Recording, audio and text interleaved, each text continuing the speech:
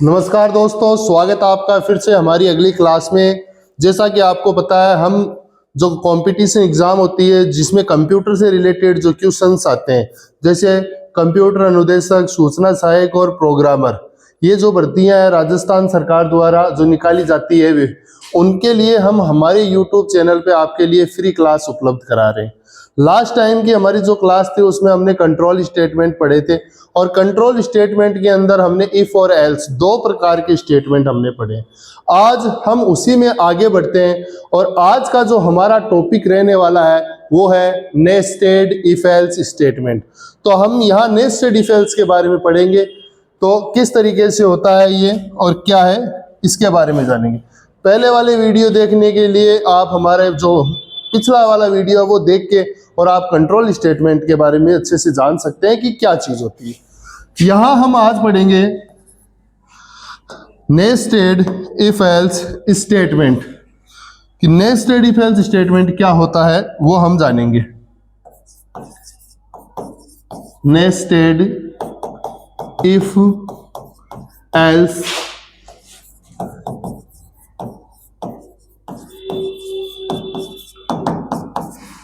देखो, जैसे nested if else statement, ये नेस्टेड शब्द आपने हमारी पिछली वीडियो में जहां पे हमने टर्नरी ऑपरेटर पढ़ा था वहां पे आपने सुना होगा।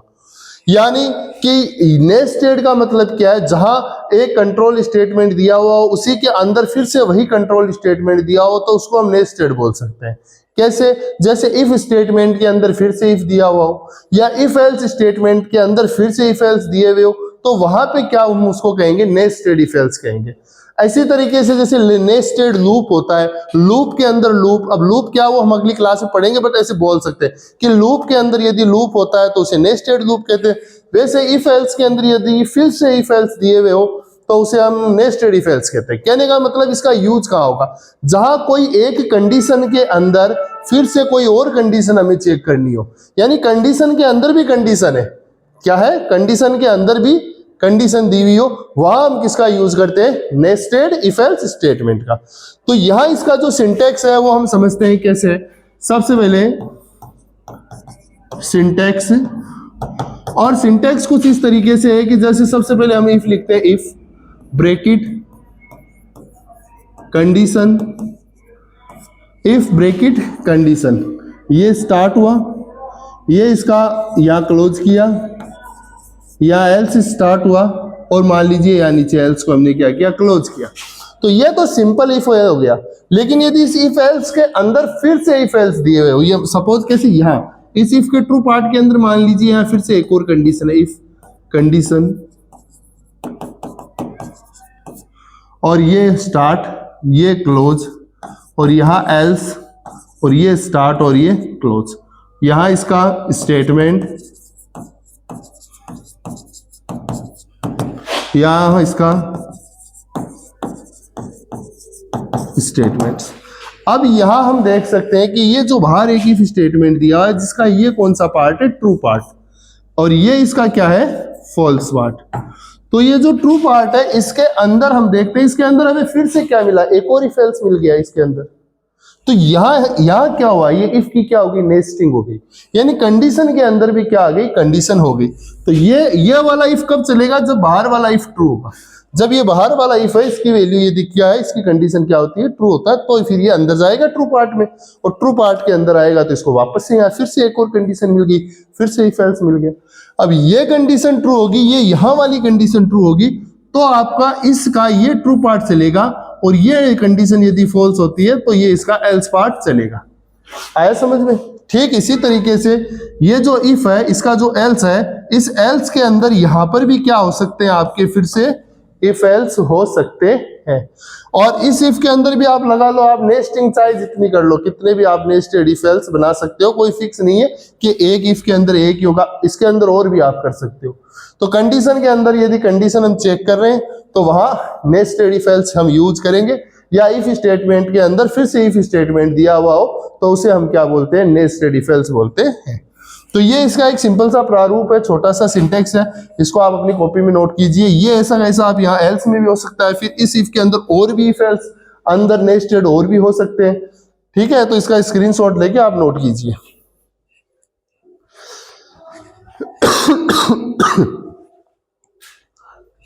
अब हम आगे बात करते हैं, हम इसका एक एग्जाम्पल देखते हैं कि हम इसको किस तरीके से यूज करते हैं, क्योंकि विदाउट एग्जाम्पल ये हमारे समझ में नहीं आएगा। तो सपोज कीजिए जैसे मैंने लास्ट टाइम इफ के थ्रू उनके थ्रू 2 नंबर में से लार्ज नंबर कैलकुलेट करने का प्रोग्राम बनाया था। अभी मैं यहाँ 3 नंबर में से लार्ज नंबर कैलकुलेट करने का एक छोटा सा कोड बनाता हूँ और वहां हम इस नेस्टेड इफ एल्स का यूज करेंगे और हम देखेंगे कि किस तरीके से ये वर्क करता है। तो हमारे साथ बने रहिए। यदि आपको हमारी क्लास समझ में आती है, हमारे वीडियो आपको अच्छे लगते हैं तो लाइक शेयर सब्सक्राइब करें, और जो भी आपके साथी कंपटीशन एग्जाम की तैयारी कर रहे हैं उन्हें हमारा चैनल जरूर आप शेयर करें, सब्सक्राइब करवाएं। यहां हमारा जो क्वेश्चन होगा वो होगा write a program to find large between 3 number. यानी 3 नंबर में से हमें क्या करना है, बड़ा नंबर पता लगाना है कि 3 नंबर में से बड़ा नंबर कौन सा है। जो ये हमारा क्वेश्चन हो गया। अब सिंपल सा प्रोग्राम की शुरुआत हम पहले बता चुके हैं आपको, बेसिक प्रोग्राम का स्ट्रक्चर कैसे होता है। यहां पे हम सबसे पहले हेडर फाइल लगाएंगे, इंक्लूड करेंगे हैश इंक्लूड stdi और .h standard input output header file conio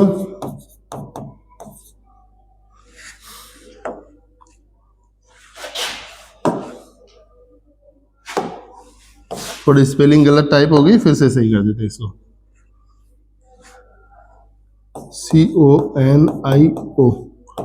CONIO.h conio.h, ठीक है। stdio.h और conio.h ये 2 हेडर फाइल हमारी आ गई। इसके बाद हम आगे बात करते हैं void main। ये मेरा मेन प्रोग्राम आ गया, ये मेरा ब्रैकेट स्टार्ट हो गया, यहां से मेरे प्रोग्राम की शुरुआत हो गई। अब सबसे पहले हमें क्या करना है, लार्ज बिटवीन 3 नंबर करना है, 3 नंबर में से बड़ा नंबर निकालना है। तो सबसे पहले हमें 3 वैल्यू इनपुट लेनी पड़ेगी, फिर हम इन तीनों में कंपैरिजन करेंगे और पता लगाएंगे कौन सी वैल्यू बड़ी है, ठीक है। तो जैसे मैंने यहां लिखा इंटीजर a, b, c, ये मैंने 3 वेरिएबल बना लिए। क्लियर स्क्रीन, जो मेरा आउटपुट स्क्रीन को क्या करता है, क्लियर करता है। ये मैंने क्लियर स्क्रीन यहां पे लगा लिया, ठीक है। अब इसके बाद हम बात करते हैं कि हमें 3 नंबर इनपुट लेने, तो वही आपके प्रिंटफ स्कैनफ जो फॉर्मेटेड इनपुट आउटपुट फंक्शन है, मैंने आपको बता रखे हैं पिछली क्लास में, उन्हीं का हम यूज करेंगे। और मैं यहां चाहूं तो तीनों नंबर को अलग अलग इनपुट भी ले सकता हूं और चाहूं तो तीनों नंबर को एक साथ ही इनपुट ले सकता हूं, जिससे मेरे प्रोग्राम की क्या होगी, साइज थोड़ी छोटी हो जाएगी। तो मैं तीनों को एक साथ ही ले लेता हूं, ज्यादा मेरे को टाइप नहीं करना पड़ेगा। Enter a, b, c values, यानी इन तीनों की वैल्यू एक साथ ही दे दो, abc की। स्कैनफ परसेंटाइल डी, ये पहला a के लिए, दूसरा b के लिए है और तीसरा c के लिए। पहली वैल्यू a में, दूसरी वैल्यू b में और तीसरी वैल्यू c में।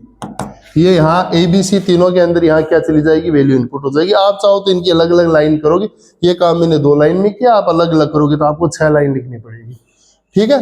तो यहाँ मेरे 3 वेरिएबल है, तीनों में मेरी वैल्यू आ चुकी है। अब मेरे को क्या करना है, इनमें कंपैरिजन करना है। तो मैं यहाँ वही नेस्टेड इफ एल्स का यूज करूंगा और चेक करूंगा। देखो a b c तीनों की वैल्यू आप कुछ भी मान लो, मैं यहाँ चेक करता हूं सबसे पहले इफ, पहला कि यदि a बड़ा है b से। अब आप सोचो a और b और c तीनों में कंपैरिजन कर रहे थे, यदि a b से बड़ा है तो अब हमें a को किससे चेक करेंगे, बताइए, कमेंट कर दीजिए। a b से बड़ा है मान लीजिए है, तो a को अब c से चेक करेंगे ना। तो इस ये बात सही है तो फिर अंदर चेक करेंगे इफ क्या a बड़ा है क्या c से। अब मान लीजिए ये भी सही है, a b से भी बड़ा है और a c से भी बड़ा है, दोनों से बड़ा है, तो सबसे बड़ा कौन हुआ, a हुआ ना। तो यहां इसके अंदर हम लिखेंगे प्रिंटफ a इज लार्ज, और ये इसको कर दिया बंद, ठीक है। इतना समझ में आया आपको, a इज लार्ज। अब मान लीजिए यहां आगे हम बात करते हैं, यदि मान लीजिए a b से बड़ा है, a c से बड़ा नहीं है, a c से बड़ा नहीं है। उस मामले में सबसे बड़ा कौन हुआ? ए बी से तो बड़ा है लेकिन ए सी से बड़ा नहीं है, ये अंदर वाली कंडीशन फॉल्स हो जाती है। तो वहां आपका कौन बड़ा होगा?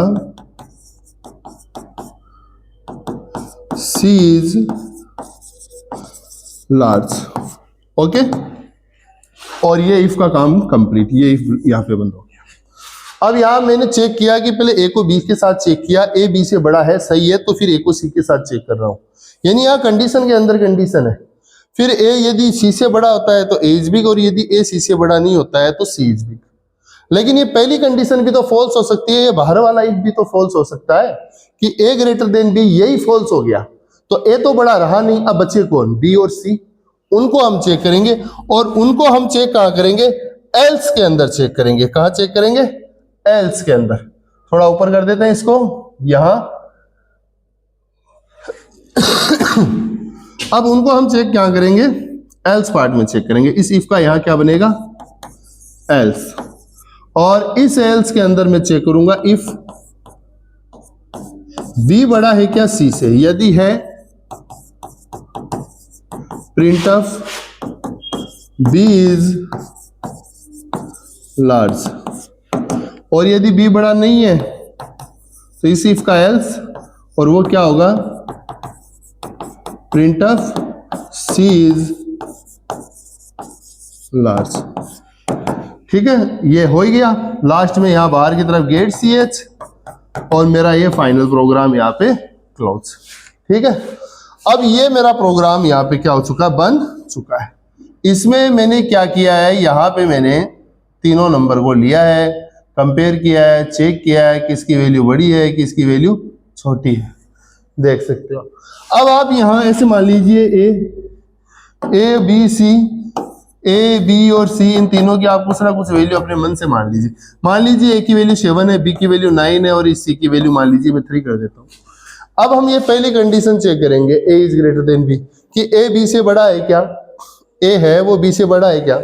नहीं है ना, कंडीशन फॉल्स होगी। फॉल्स होगी तो इस इफ का ये तो ट्रू पार्ट है और ये फॉल्स पार्ट है, तो यहां से हम किस में आ जाएंगे? फॉल्स पार्ट में। फॉल्स के अंदर आए, आते ही सबसे पहले अंदर फिर चेक किया कि क्या बी सी से बड़ा है क्या? बी है वो सी से बड़ा है क्या? हाँ है, कंडीशन ट्रू, तो क्या प्रिंट होगा? B is large. लेकिन मान लो ये वैल्यू ऐसी हो जाए, अब चेक करेंगे दोबारा, ए ग्रेटर देन बी, ए बड़ा है बी से, यहां है true, condition true, true part में आए, फिर अंदर एक और इफ एल्स मिल गया। यहां चेक करें कि क्या बी बड़ा है क्या सी से? अब बी बड़ा है, सॉरी ए बड़ा है क्या सी से? ए सी से भी बड़ा है, हाँ, तो ए इज लार्ज प्रिंट हो जाएगा। हो गया। और मान लो ये वैल्यू बड़ी हो जाए अपनी, अब चेक करें कि ए बी से बड़ा है क्या? ए तो बी से बड़ा है, ये बात तो सही है, लेकिन चेक कर रहे हैं कि क्या बी सी से बड़ा है क्या? अब नहीं, ए बी से बड़ा है क्या? ये बात तो सही है। फिर हमने चेक किया कि ए सी से बड़ा है क्या? यहाँ ये अंदर वाला, ये कंडीशन क्या हो गई आपकी? फॉल्स, तो सी इज लार्ज प्रिंट हो जाएगा। तो यहाँ इस कोड के थ्रू क्या हो रहा है कि आप कोई भी प्रोग्राम बना रहे हो जिसमें कंडीशन के अंदर कंडीशन आपको फिर से चेक करनी पड़ रही है, स्टेट इफ के अंदर फिर से आपको इफ यदि आप लगाते हो तो उसको हम बोलते हैं nested if else statement. I hope आपके समझ में आया होगा। आया तो वीडियो को लाइक कर दीजिए, और अब इसके बाद हम इसका जो अगला टॉपिक है वो पढ़ेंगे। ठीक है, इसका स्क्रीनशॉट लीजिए, आप नोट कीजिए।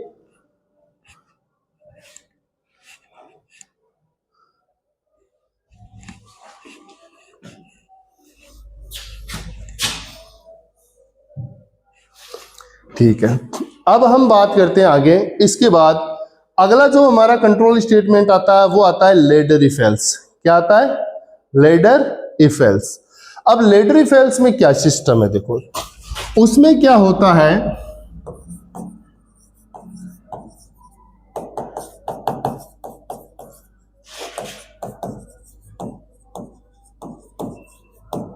Ladder if else statement. Ladder if else statement का उपयोग भी किसके लिए किया जाता है? एक से अधिक कंडीशंस को चेक करने के लिए किया जाता है। बट इसमें क्या होता है, इसमें कंटिन्यूस कंडीशन के अंदर कंडीशन नहीं है, अलग से वैसे मल्टीपल ऑप्शंस है। ऐसे कह सकते हैं मल्टीपल ऑप्शन में से हमें एक ऑप्शन सेलेक्ट करना हो, वहां हम लेडर इफ एल्स का यूज कर सकते हैं। जैसे एक कैरेक्टर वेरिएबल हम इनपुट लेते हैं और चेक करते हैं कि वो वोवल है क्या, तो अब उस वोवल के लिए 5 कंडीशन होगी कि वो उसकी वैल्यू ए भी हो सकती है, ई भी हो सकती है, ए ई आई ओ यू, इनमें से कोई भी हो सकती है। तो वहां मल्टीपल कंडीशन में से क्या होगा, कोई एक सेलेक्ट होगी। यदि वो पांचों ही कंडीशन मैच नहीं खाती है तो फिर तो एल्स पार्ट चलना ही है जिसमें आएगा कॉन्सोनेंट। लेकिन जहां मल्टीपल ऑप्शन में से आपको एक ऑप्शन सिलेक्ट करना हो वहां आप किसका यूज कर सकते हो, लेड इफ एल्स का। अब इसका सिंटेक्स क्या है, इसमें इफ आएगा, कंडीशन आएगी, ट्रू पार्ट आएगा और एल्स आएगा। लेकिन एल्स के साथ फिर से क्या आएगा, इफ। एल्स के साथ फिर से क्या लगेगा, इफ लगेगा, ठीक है। फिर कंडीशन आ जाएगी और फिर उसका भी एल्स आ जाएगा। इस तरीके से ये चलता जाएगा आपका कोड। और यहां इसका हम सिंटेक्स देखें, सबसे पहले प्रारूप जो है, सबसे पहले हम यहां लिखेंगे इफ ब्रैकेट स्टार्ट कंडीशन, ये इसका ब्रैकेट स्टार्ट, ये ट्रू पार्ट स्टार्ट, इसमें यहां इसके स्टेटमेंट, ये इफ आ गया, कंडीशन आ गई। लेकिन इस इफ का यहां क्या आएगा, एल्स। अब एल्स के साथ फिर यहां इफ लगेगा, फिर यहां कंडीशन आ जाएगी और ये ब्रैकेट स्टार्ट, ये ब्रैकेट क्लोज, ये स्टेटमेंट। अब ये जो इफ है, इस इफ का यहां क्या आएगा, एल्स। उसमें फिर इफ लगा तो आप चाहे कंडीशन, ये ब्रैकेट स्टार्ट, ये क्लोज, यहां स्टेटमेंट। तो यहां आप इस तरीके से चाहे जितने क्या कर सकते हो, एल्स के साथ आप इफ लगा सकते हो। बट आपको ध्यान ये रखना है जितने इफ हो उतने एल्स होने जरूरी है। तो देखिए इस इफ का तो ये एल्स आ गया, इस इफ का ये एल्स आ गया। अब इस इफ का यहां लास्ट में हमें क्या बनाना पड़ेगा, एल्स, केवल एल्स। और यहां क्या आएगा, स्टेटमेंट्स, ठीक है। तो ये आप एल्स इफ ऐसे कितने भी लगा सकते हो, ठीक है। तो यहां इनके स्टेटमेंट आएंगे। अब मान लीजिए कोई वैल्यू है, पहली कंडीशन ट्रू होती है तो ये स्टेटमेंट चल जाएगा, बाकी नहीं चलेंगे। लेकिन मान लो पहली कंडीशन फॉल्स होगी तो एल्स में आए और एल्स में फिर कंडीशन मिली, ये कंडीशन ट्रू है तो ये स्टेटमेंट चलेगा। अब ये भी फॉल्स होगी तो इस एल्स में आ गए, या फिर इफ मिला, फिर ये कंडीशन चेक की, ये सही है तो ये स्टेटमेंट चलेगा, ये भी फॉल्स होगी, यानी ये सारी कंडीशन ही मैच नहीं हुई, ये भी फॉल्स होगी, तो फिर लास्ट में फाइनल कौन बचता है आपका, एल्स स्टेटमेंट, वो चलेगा। स्क्रीनशॉट ले लीजिए इसका, ये आपका लेड इफ एल्स है। अब हम इसका एक प्रोग्राम भी बनाते हैं। अपन इसका कोई एक सिंपल सा प्रोग्राम बना सकते हैं। जैसे सपोज कीजिए आपको ऐसे कहा जाए कि आप वीक डे प्रिंट करने का एक प्रोग्राम बनाइए। वीक डे, हम डे एंटर करेंगे और उसके अकॉर्डिंग उसका क्या आ जाएगा, नाम आ जाएगा, संडे, मंडे, या 1 to 3, ठीक है, या जनवरी, फरवरी, 1 देने पे जनवरी, 2 देने पे फरवरी, ऐसे, ठीक है। या आप वोवल कॉन्सोनेंट चेक कीजिए, या आप परसेंटेज चेक करने का प्रोग्राम बना सकते हो कि परसेंट इतने से इतने हैं तो फर्स्ट डिवीजन, इतने से इतने हैं तो सेकंड डिवीजन, जो रेंज है वो आपको स्पेसिफाई कर दी जाए, बता दिया जाएगा, तो उसके अकॉर्डिंग आप कर सकते हो। आप ग्रेड प्रिंट करने का प्रोग्राम भी इसके थ्रू बना सकते हो। कोई भी हम एक प्रोग्राम सेलेक्ट कर लेते हैं सिंपल सा, और उसे हम प्रिंट करने की कोशिश करते हैं, और डिवीजन और वो परसेंटेज प्रिंट करने वाला अपन वो भी देख सकते हैं प्रोग्राम, या आपको तो वोवल कॉन्सोनेंट, चलो वोवल कॉन्सोनेंट वाला देखते हैं, फिर उसको भी बता देंगे, ठीक है। तो यहां हमारा जो प्रोग्राम हो गया वो क्या का हो गया, लेड इफ एल्स के थ्रू हम क्या कर रहे हैं, वोवल कॉन्सोनेंट चेक कर रहे हैं। तो सबसे पहले हमारा वही वॉइड मेन हेडर फाइल आप खुद इंक्लूड कर लेना, ऊपर जो हैश इंक्लूड वाली जो 2 हेडर फाइलें हैं, हैश इंक्लूड वाली, वो आप इंक्लूड कर लेना, ठीक है। यहां मैं सबसे पहले कैरेक्टर में एक वेरिएबल बनाया ch, clear screen, print of, enter a character, scan of, percentile C, double quote close, comma, address of CH, ये आ गया। अब यहां मैं लगूंगा इफ CH की वैल्यू बराबर बराबर स्मॉल a, या फिर CH की वैल्यू बराबर बराबर कैपिटल A। अब स्मॉल a या कैपिटल A, इनमें से कोई a होनी चाहिए। तो यहां मैं प्रिंट कर दूंगा PRINTF, प्रिंट ऑफ VOVEL, ठीक है। एल्स इफ CH की वैल्यू बराबर बराबर a के बाद है E, स्मॉल e, या CH की वैल्यू बराबर बराबर हो कैपिटल E, ये लो। इनमें से भी कुछ हो तो भी क्या है, प्रिंट ऑफ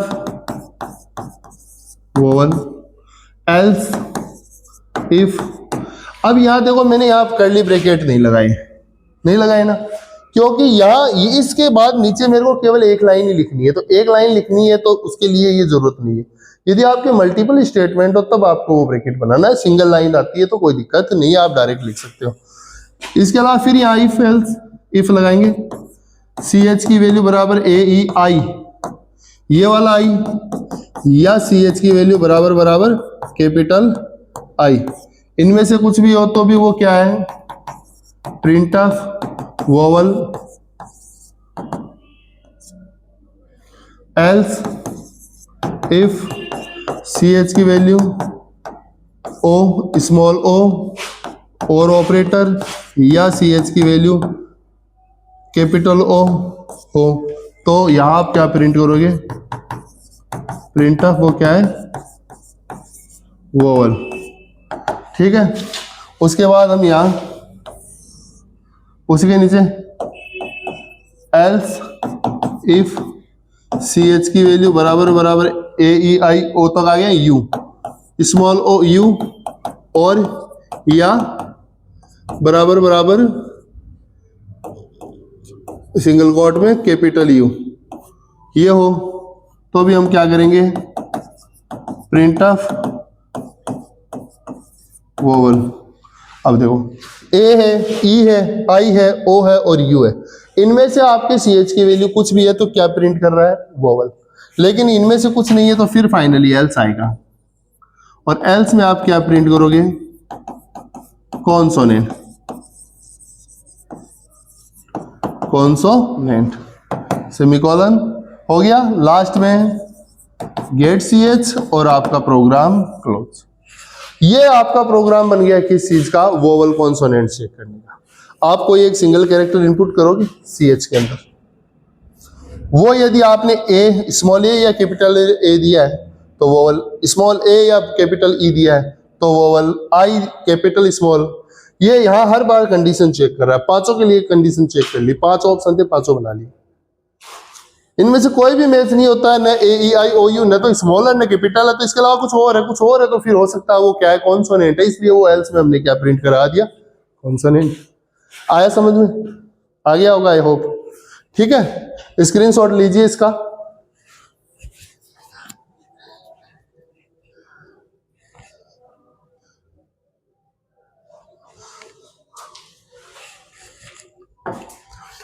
अब देखिए, मैंने कुछ समय पहले आपको एक प्रोग्राम करवाया था सिंपल, जो हमारा प्रोग्राम था जिसमें हमने 5 सब्जेक्ट के नंबर इनपुट लिए, टोटल निकाला और परसेंट निकाला था, और टोटल और परसेंटेज को हमने क्या किया था, प्रिंट किया था। उस दिन हमने उसमें डिवीजन का काम नहीं किया था।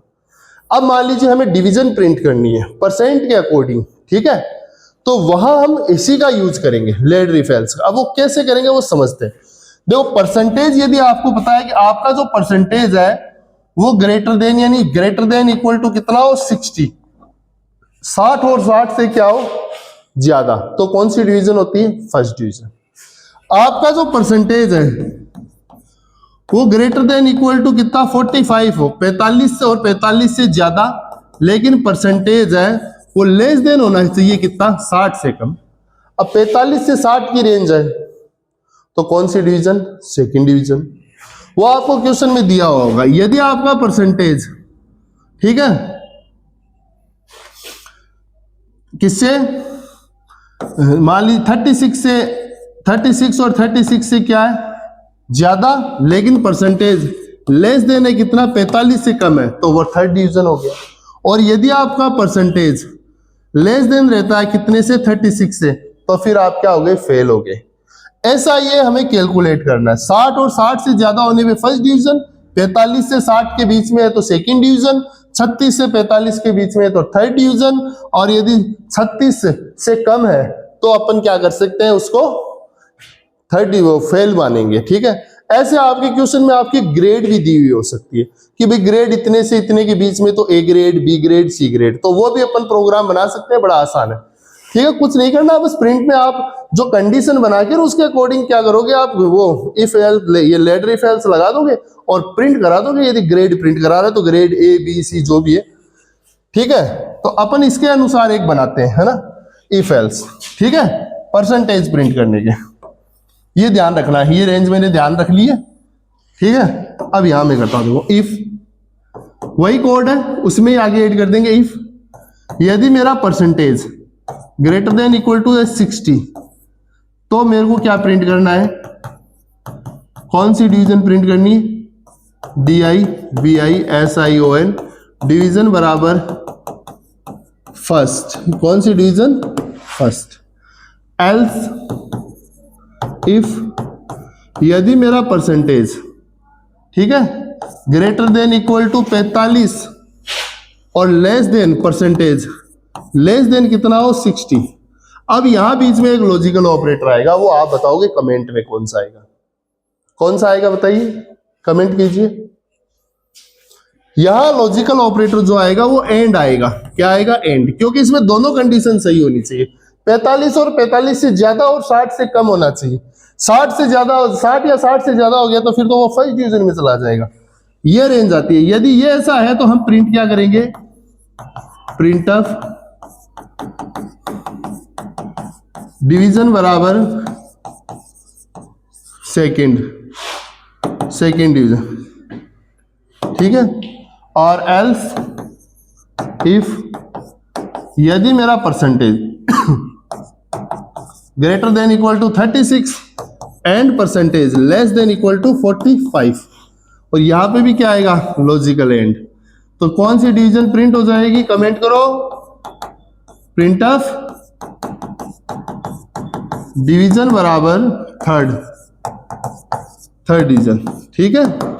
और इनमें से कुछ नहीं है भाई, 60 से ज्यादा नहीं है इससे ये, और 36 से भी ज्यादा नहीं आ रहा, तो फिर वो 36 से कम है, एल्स, तो फिर यहाँ एल्स बनाना है, केवल अपने को क्या बनाना है, एल्स। यदि ये कोई भी कंडीशन मैच नहीं हो रही है तो फिर प्रिंट ऑफ में क्या आएगा अपना, वो क्या हो चुका है, फेल हो चुका है, तो DI डिवीजन बराबर फेल हो गया। ये हम उसी प्रोग्राम के अंदर परसेंटेज प्रिंट के उसके नीचे अपन ये लेडरीफेल्स का ये कोड सेट करके और उसको रन करेंगे, तो हमारा जो प्रोग्राम बनेगा वो नंबर इनपुट भी लेगा, टोटल भी कैलकुलेट करेगा, परसेंट भी प्रिंट करेगा, साथ के साथ वो आपका क्या कर रहा है, आपको डिवीजन भी प्रिंट करेगा। मैंने डिवीजन का काम किया, आप यहाँ ग्रेडिंग का भी कर सकते थे भाई, ग्रेड परसेंटेज के अकॉर्डिंग डिवीजन की जगह आप grade A, grade B, grade C जो रेंज दी हुई है वहां लॉजिकल एंड ऑपरेटर लगा के और ऐसे ग्रेड सिस्टम बना सकते थे। कोई डाउट है तो कमेंट करो ना आप, मैं आपकी मदद के लिए तैयार हूं। और लाइक करो हमारे वीडियो को, अभी लाइक करो और शेयर करो, ठीक है। तो ये समझ में आया।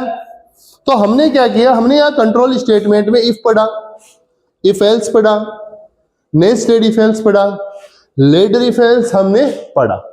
तो ये हमारे जो कंट्रोल स्टेटमेंट थे वो थे। इनसे संबंधित कोई भी क्यूरी, कोई भी डाउट हो, क्वेश्चन हो, आप हमें व्हाट्सअप कर सकते हैं, आप हमें यहाँ पे हमारे चैनल पे आप कमेंट के माध्यम से जो ऑप्शन है वहां पर भी आप हमें अपना क्वेश्चन डाल सकते हैं, हम आपको 100% उसका रिप्लाई देंगे, ठीक है। तो आई होप आपको ये क्लास समझ में आई होगी। यदि समझ में आया है तो लाइक कर दीजिए और मिलते हैं हम अगली क्लास में और अगले एक नए टॉपिक के साथ, ठीक है। तब तक के लिए धन्यवाद। जय श्री बालाजी की।